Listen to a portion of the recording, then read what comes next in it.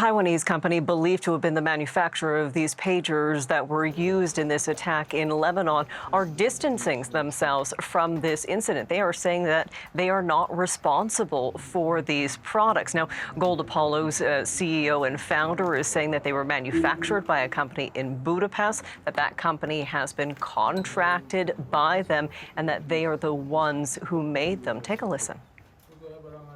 那个产品里面来讲的话，没有我们在这3年出货给他的。你想想，这不是我们生产的，没有一台是我们出货给他的。 So him saying there that none of the components of that product that they were responsible for. At this point, that consulting company, BAC Consulting in Budapest, Hungary, there has been no public comment from them at this point, even though the founder and president of Gold Apollo is clearly pointing the finger towards them, saying that they are in fact the makers of these pagers and that the Taiwanese company is not involved. In terms of international reaction, you have some further detail there as well, Crystal.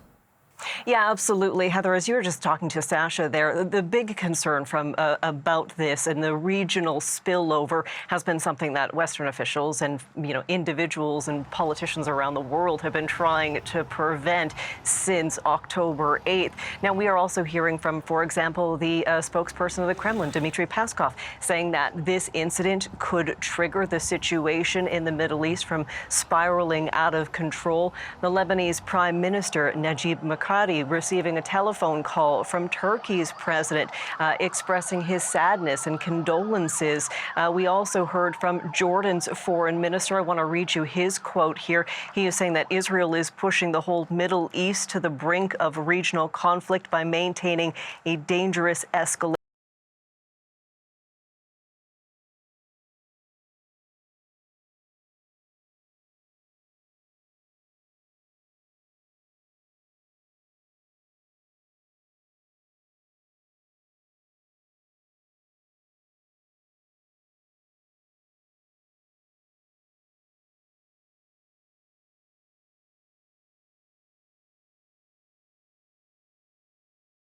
Here, take a listen. This clearly is an awful situation. I'm very concerned to hear about the reports of civilian casualties, but the UK will be working with, particularly with our humanitarian partners in the region. So, Heather, we know a number of individuals who were in some public places like markets when those pagers exploded were in fact wounded, and we will likely hear from more officials as the day goes on. Crystal Gulmansing in London, thank you.